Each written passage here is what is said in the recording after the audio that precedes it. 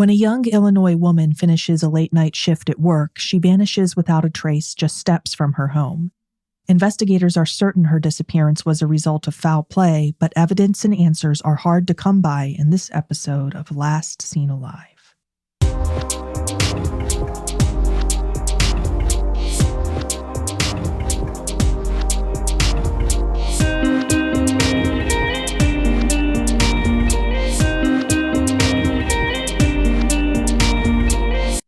Thanks for listening to Last Seen Alive. I'm your host, Leah, crime analyst by day and true crime storyteller by night. And as always, I'm your co-host, Scott. Veronica Blumhorst was last seen alive on September 21st, 1990. She was 21 years old at the time and lived in Mendota, Illinois. Mendota is a small town, home to a few thousand people and located about an hour and a half's drive southwest of Chicago. Veronica had grown up in the area and lived with her parents and younger brother. She'd been a part of the Blumhorst family ever since they'd adopted her as a 7-month-old infant. Okay. Her adoptive parents, Betty and Paul Blumhorst, a professional elder care worker and a professional firefighter, respectively, had also adopted another baby girl, Veronica's older sister, and eventually had one biological child, Veronica's little brother. Childhood had been a happy time for Veronica, who dreamed of one day getting married and having children of her own more than anything else. By the time Veronica was 21, she wasn't married or engaged, but she was dating someone, a local guy named Jeff Ververka. He was 22, had studied computer science at a local community college, and was beginning his career in IT.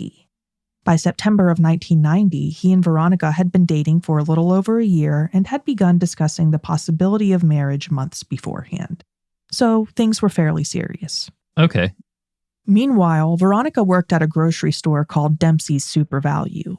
The store was located just a few blocks away from her home, and she worked as a cashier, mostly handling movie rentals and lottery ticket sales. According to writing by Phil Luciano for the Peoria Journal-Star, the social interaction cashiering provided helped Veronica, who was introverted and on the shy side, to break out of her shell a little, and she really enjoyed the job.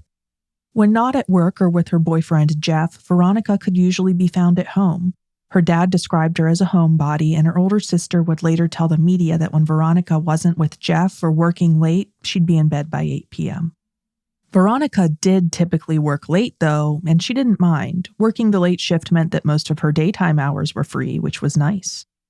On the night of her disappearance, her shift at the store didn't end until 1 a.m., which, again, was normal for her. By 1:07 a.m., Veronica had left the store, clocking out with a VHS copy of the Bette Midler movie Stella tucked under her arm. According to what she said in the parking lot as she told her coworkers goodbye, she'd rented the film to enjoy the next day. She said she was too tired to watch it that night and that she was going straight to bed when she got home. But she never made it into bed that night after her late shift. Although she made it to her car and made it home, parking in the family garage, she didn't make it into the house. Her family would realize that the next morning when her dad, Paul, received a phone call at the fire station where he was on duty. The call was from his son, Todd, Veronica's little brother.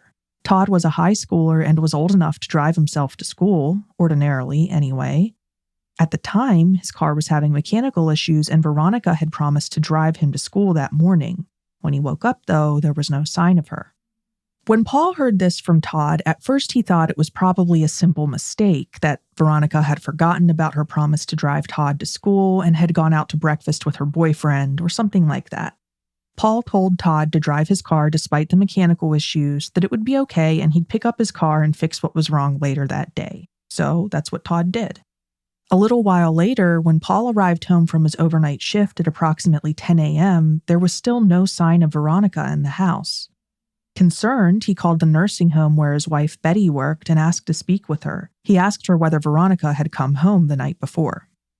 Betty told him that she'd awoken at around 2 a.m. the previous night, had looked out the window, and, thanks to an exterior light, had been able to see Veronica's car parked in the family garage. Waking up in the middle of the night and checking to make sure her kids had made it home was normal for Betty. Whenever she woke up, she always checked like that.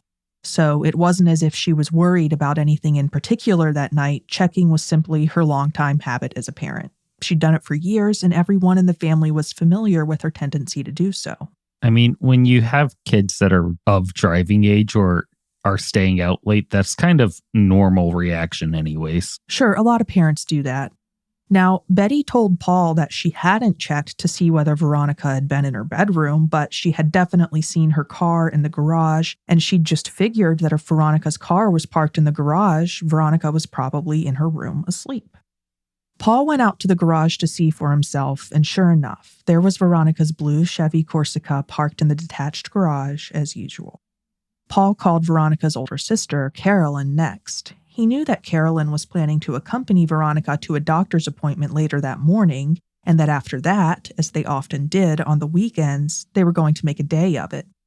Veronica and her sister, who was 5 years older and had a young daughter of her own, were very close.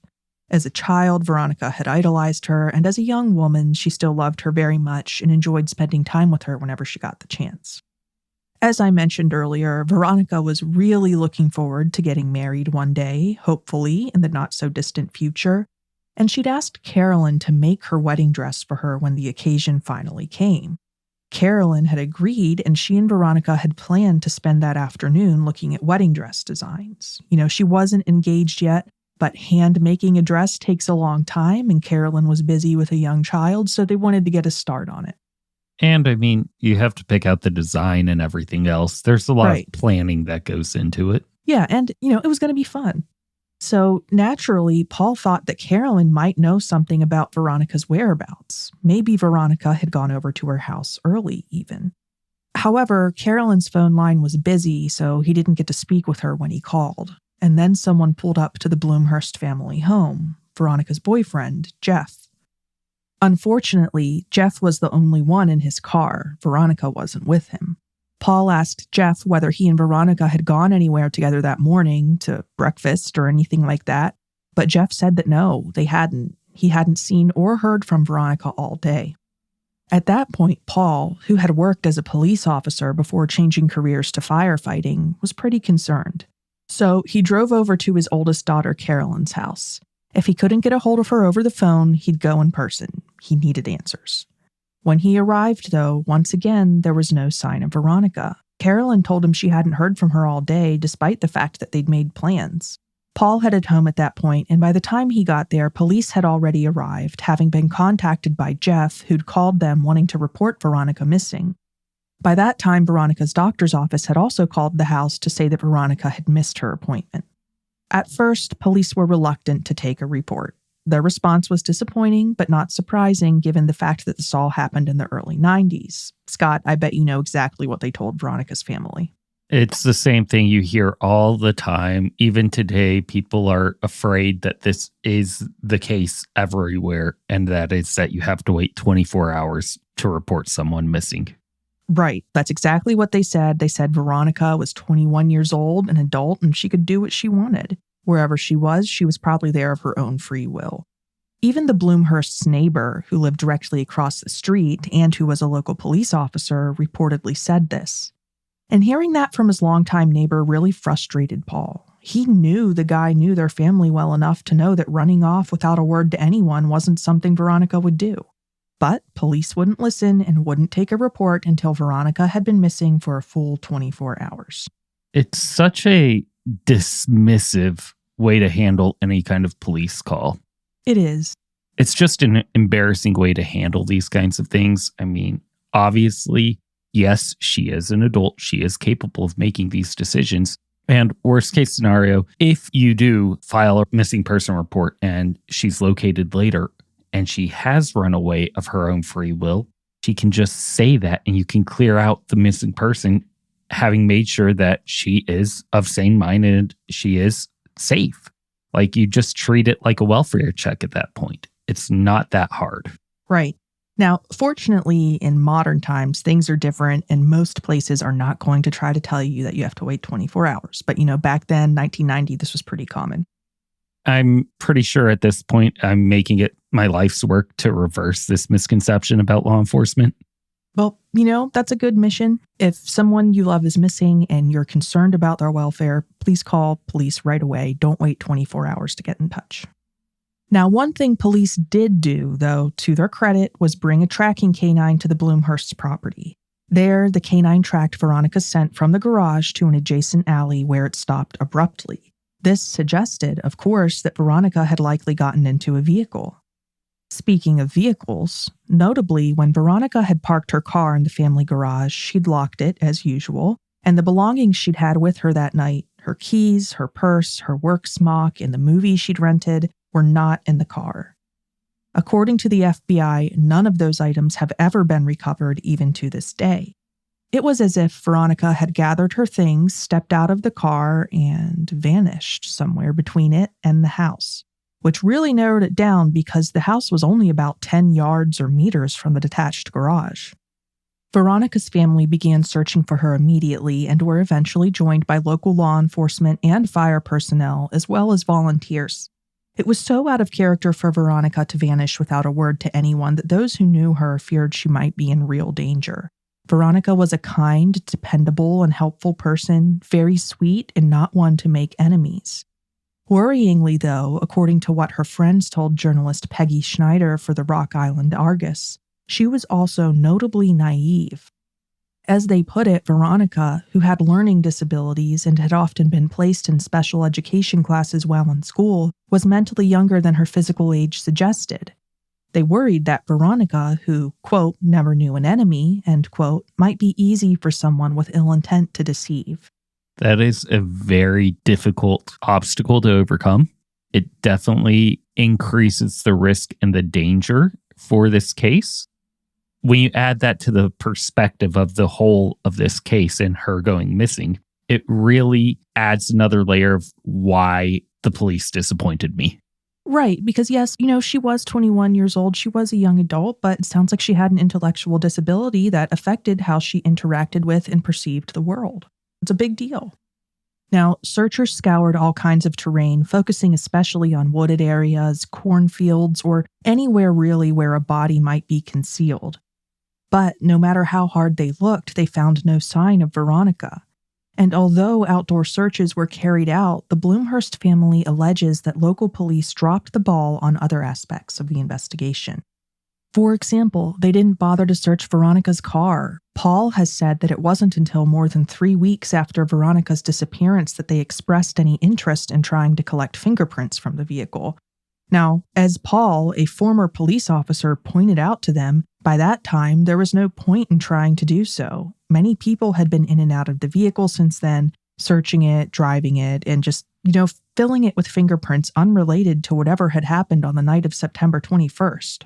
Yeah, if you were going to take fingerprints, that's something that needs to be an immediate reaction, not something that you put off. Because personally, if we had an extra vehicle and we had multiple adults that needed to drive and one of the vehicles was out of commission, I wouldn't hesitate to say, hey, yeah, go drive that if the police weren't showing any interest in taking fingerprints at that time. Yeah, of course. There were 2 working parents in the household and a teen who was driving whose car was having mechanical trouble. So I'm not surprised at all that her car was used in the weeks after her disappearance. Yeah. Now, things like this frustrated the Blumhorst family, making them feel as if local investigators were not taking Veronica's case seriously. The FBI, who became involved in the investigation decades later, asserts that Veronica definitely did not make it into her home that night. And according to that article by journalist Phil Luciano, investigators believe that shortly after exiting her own vehicle, Veronica likely got into another vehicle with someone she knew. And this seems like a likely explanation because there were no signs whatsoever of a struggle in or near the garage. So, had someone driven by as she'd exited her car and convinced her to go somewhere with them? If so, had they followed her, or had they simply known when to expect her to arrive home from work? When you take the evidence that we have been presented with as a whole, especially the canine evidence, it's really suggestive that their theory is correct. Definitely. Now, as I mentioned earlier, Veronica was known to be an overly trusting person, but still the odds of her willingly climbing into a car with a stranger in the middle of the night, while not necessarily non-existent, seem fairly low. Plus, most people who are harmed or killed by someone they know, so I think the thought that she got into the car with someone she knew is very likely. Yeah, my natural first inclination is coworkers or neighbors. Those are the first people I'd be really interested in looking at. just because they would both know her schedule and she would be familiar enough to probably trust them if they asked her to get into the car. Yeah, I think that's very reasonable. Now, the big question is, who did she get into the car with and what did they do to her afterward? Because it's widely believed by both investigators and Veronica's family alike that she's no longer alive and hasn't been for a very long time, likely since that night in September of 1990.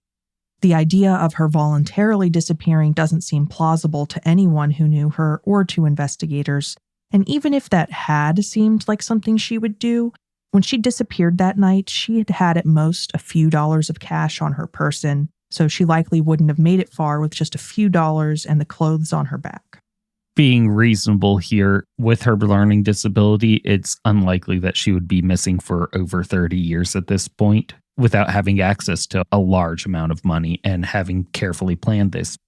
What's more, the following day was actually payday for Veronica. So if she had been planning to vanish, she likely would have waited until after she got her paycheck cash to do so.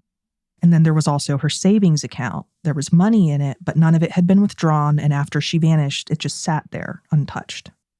And then there's even the movie she rented. Why bother if you were planning to disappear that night?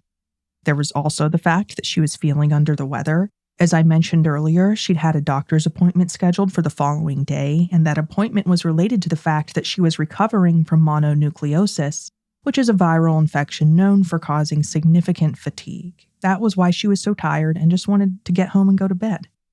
Speaking of illness, at the time of her disappearance, her mom was actually battling cancer.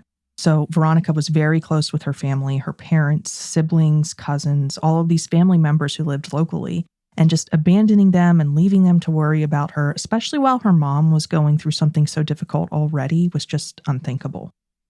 The most pressing question regarding Veronica's case is, of course, who she got into that vehicle with that night.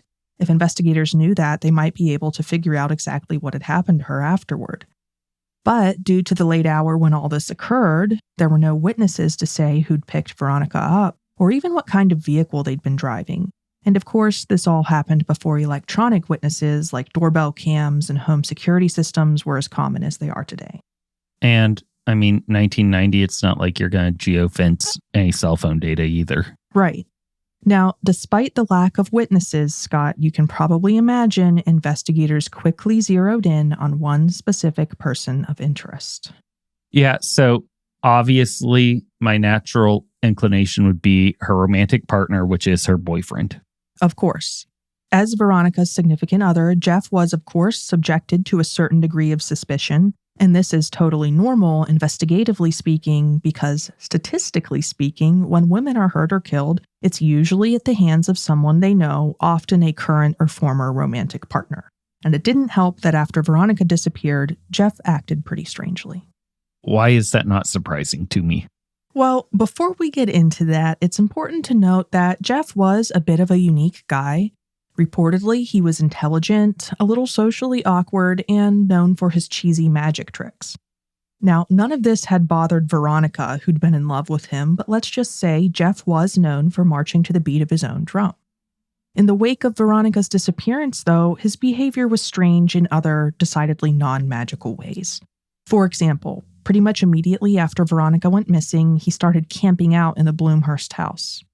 He hadn't been invited, he just showed up and didn't leave for the better part of a week, sleeping on the living room couch, which was awkward for the Blumhorsts. I have a feeling that the ideation behind that is if she comes back home, he wants to be there in that moment. I thought the same thing when I first heard about that. I think that's very possible that that's all that was, but for the record, while there, he reportedly obsessed over Veronica's disappearance, talking about it, all the time, and even answering the Blumhorst's landline phone when people called. That's taking the social awkwardness of it to the next level, I will admit. Yeah, and sure, maybe this was simply the behavior of someone, a young person, just desperate to figure out what had happened to someone they loved. Given the circumstances, desperation would be an understandable reaction.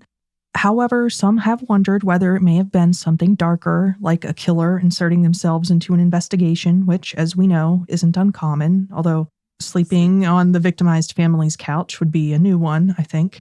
That would be taking it to the next level. And Honestly, I think had he been involved with this disappearance, he probably wouldn't have been able to hide it very well. And I don't think that there would be any question about it like there is now. I think he would have slipped up within that week. Now, on that note, Jeff's extended stay at the Blumhorst house was not the most concerning aspect of his behavior. More worryingly, there was the fact that he was allegedly the first person to speak the word murder in regards to her case. According to reporting by Jim Haggerty for the Rock River Times, shortly after Veronica's disappearance, Jeff basically forced a co-worker of his into a weird, mostly one-sided conversation about Veronica's case, during which he stated, quote, "I don't know why anyone would think I was involved in her disappearance or murder," end quote. This creeped his coworker out because at that point, no one had been throwing around the word murder when it came to Veronica. She was simply missing. Yeah, it's definitely odd, but I mean, it's a difficult situation. It is a very difficult situation, very stressful, and he was already kind of a quirky guy. Now, there was also what he said to police during a questioning session. At one point, Jeff suggested to officers that, maybe he'd picked up Veronica on the night of her disappearance, and maybe they'd argued, and maybe he'd shoved her, and that maybe she'd been badly hurt, and maybe he'd forgotten all of this and had no memory of it whatsoever. That's beyond bizarre. Yeah, it may sound like a bizarre, not to mention very suspicious thing to say, but there is some important context here. There's something you should know about Jeff. More on that next. And now back to Veronica's story. After 21-year-old Veronica inexplicably vanished, local police quickly zeroed in on a person of interest, her 22-year-old boyfriend, Jeff. They believed that Veronica had gotten into a vehicle with someone she knew, and obviously he fit that criteria. Had he pulled up at the Blumhorst household that night as she'd exited the garage, he almost certainly could have convinced her to get into his vehicle. After all, he was someone she loved and trusted. However, when it comes to Jeff's seemingly suspicious behavior after her disappearance, there are a couple things you should know. For one, when Jeff made that remark about maybe getting into a fight with Veronica and maybe hurting her and maybe forgetting all about it, he'd reportedly been under questioning by police for many hours. And after many hours of sitting in the purgatory that is an uncomfortable interview room and being relentlessly grilled, a lot of people say a lot of things that they might not otherwise. They get desperate, they get exasperated, and they just get worn down. And if there's more to his quirky behavior than him just marching to the beat of his own drum, I could see him having the personality that's going to say what he thinks police want to hear, kind of like a child, under tense scrutiny. Right. On that note, it's also relevant that several years beforehand, when he'd been a high school freshman, he'd been in a motorcycle accident and had suffered a traumatic brain injury as a result. Traumatic brain injuries, or TBIs, can be a really big deal. In Jeff's case, his memory had been badly affected. He often struggled to recall things and used what he called memory tapes to try to supplement his faulty recall. So, was it possible that he could have gotten into a fight and forgotten about it by the next day? Maybe. It's possible, but there's a lot of things that are possible that we just can't say definitively about with this case. Yeah, now, for what it's worth, TBIs are also sometimes associated with aggressive behavior in patients who suffer from them. In fact, according to a 2009 study published in the Journal of Neuropsychiatry and Clinical Neurosciences, quote, "Aggression is one of the most common consequences of traumatic brain injury," end quote, affecting somewhere between 11 and 34% of TBI sufferers. Sometimes this aggression is verbal, sometimes it's physical, and sometimes it's both. And of course, memory issues are another frequent consequence of TBIs. And with that being said, not all TBI sufferers become aggressive after their injury. In fact, the majority do not. But investigators' concern here is understandable. Notably, my understanding of the remark Jeff made is that it may have been one of exasperation, as in after hours of questioning, he broke down and said, "You know what? Yeah, maybe I did hurt her. Maybe we got into a fight and I don't remember it. Who knows?" To his credit, though, at least he has an excuse for why he wouldn't remember that. Like a lot of people that would say something like that don't have anything to fall back on, which would increase the suspicion level. Right. For him, there legitimately was a reason why he might not remember recent events. Now, one thing is for sure. However you view what Jeff said, it was not a confession. And despite the fact that investigators thoroughly searched a piece of land owned by his family, no evidence linking him to Veronica's disappearance has ever been found. Now, the same is true regarding anyone and everyone else. No evidence linking anyone to Veronica's disappearance has ever been found. But then, investigators in Mendota reportedly didn't look into anyone other than Jeff very hard, if at all, really. Jeff was the focus of their investigation, even though there were some other persons of potential interest likely worth taking a good look at. And there may well be a reason for why the local investigation was so myopic, and it too involves someone Veronica had dated. Yeah, it's easy for me to see a small police department in the 90s putting their blinders on and focusing all their attention on this one person with quirky behavior issues that has said some concerning things. In the grand scheme of things, you should be focusing on everyone, but the whole 3 weeks before even wanting to take fingerprints, it sounds like they were really just not doing a great job. Yeah, the thing about putting all of your investigative eggs into one basket is that if that basket turns out to be wrong, you have nothing. Yeah, and I'm interested in this other person, how he affected this investigation. Well, while researching this episode, I listened to an episode of Wondery's The Vanished podcast about Veronica's case. And it was a fantastic resource because it featured interviews with family members of Veronica's, including her dad, Paul, and sister, Carolyn. I highly recommend giving that episode a listen. We've linked to it on our website, so you can hear what Veronica was like directly from those who knew her best. In addition to painting a multi-dimensional picture of Veronica as a person, in that episode of The Vanished, her family members also offered up information that you won't find in the newspaper reporting on this case. And one piece of information in particular involved Veronica's past involvement with one of the local police officers who would later become involved in the investigation into her disappearance. Sounds like somebody that had the duty to recuse himself from an investigative point. Right, but as you can probably guess, he did not. Now, at the time of Veronica's disappearance, there was an officer on the Mendota police force named Greg Kellen. Officer Kellen had begun working for the department 2 years prior, first as a dispatcher, and had then moved up into the position of police officer. So he was young and new to the job at the time. Reportedly, he was also someone Veronica had dated. Okay, so there's a lot of red flags around him. Yeah, according to what Veronica's sister, Carolyn, told the Vanished podcast, at some point prior to dating Jeff, Veronica had gone on 2 to 3 dates with Officer Kellen. That was it, though. She'd ended the relationship after those dates, reportedly because she was not comfortable being around Greg Kellen. Again, according to her sister Carolyn, Veronica had found Greg Kellen to be domineering and possessive right off the bat. He would allegedly try to dictate things like her clothing choices, even though they'd just begun their dating relationship. And that made her very uncomfortable, so she'd ended things. And Carolyn says that this, breaking up with someone period, was an unusual move for Veronica. Usually she was the one who got broken up with. She was not quick to call off a relationship. But in this case, it was different. As you can imagine, when Veronica vanished and Officer Kellen was involved in the investigation, that was upsetting for the Blumhorst family. Carolyn told The Vanished that when Officer Kellen would question her about her sister's disappearance, he'd ask her all kinds of personal questions that had nothing to do with the case, which made her uncomfortable. And Greg Kellen's association with the investigation would not go away for a very, very long time. Not until very recently in 2024. That's when Greg Kellen, by then the chief of the Mendota Police, finally retired from the department after his decades-long career there. Again, someone that had the duty to recuse himself from this case altogether. Right. Needless to say, someone who had been involved in an intimate or romantic relationship of any kind with a victim should not be involved in the investigation. But he was. And then he became the chief. Now, there's no known evidence linking Greg Kellen to Veronica's disappearance.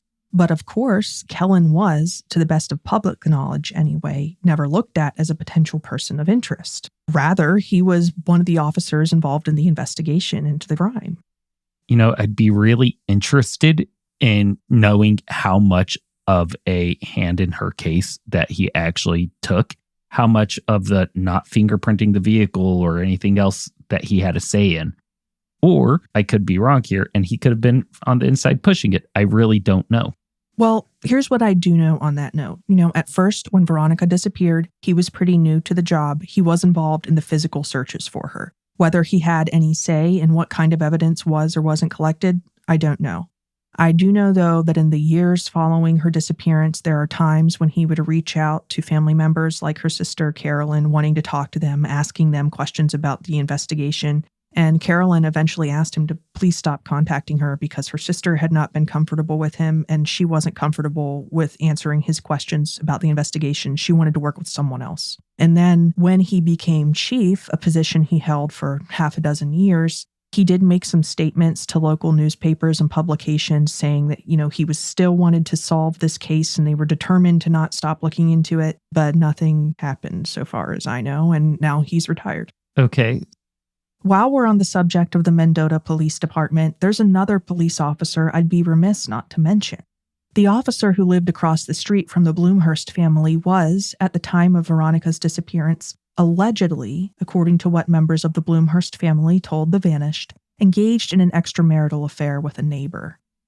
That's the same officer who, when the Blumhorst family tried to report Veronica missing, was so vocal about her being an adult and being free to do what she pleased.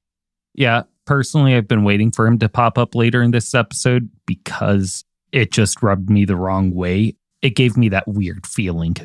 Yeah, so because of him being so vocal about her age and being able to do what she wanted, some have wondered whether perhaps Veronica saw something she wasn't meant to when she got home from work late on the night of her disappearance. Something maybe like that officer skulking around in the dark, visiting his alleged affair partner. Of course, that's only speculation, but given the circumstances, the Blumhorst family certainly cannot be blamed for wondering. No, and if there was an officer that had more of a say in the department, it would probably be him. It sounds like he'd been an officer for a lot longer than her alleged romantic partner. It does sound like it. Now, I'm not sure how long he'd been with them because his name has not actually been publicly disclosed. Okay. Obviously, the family knows, but I wasn't able to find his name in any reporting. Frustratingly, although federal authorities are now involved, that's a recent development, and the Mendota Police Department was reportedly resistant to accept help from outside agencies regarding Veronica's case for a long time. In fact, Veronica's dad, Paul, told The Vanished that at one point in the investigation, the then chief of Mendota Police, a guy named Ken Hahn, lied to him about getting other agencies like the Illinois State Police involved.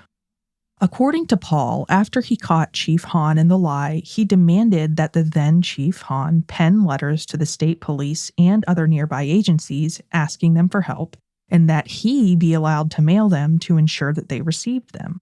After repeatedly protesting, Chief Hahn eventually capitulated and Paul mailed the letters he had written.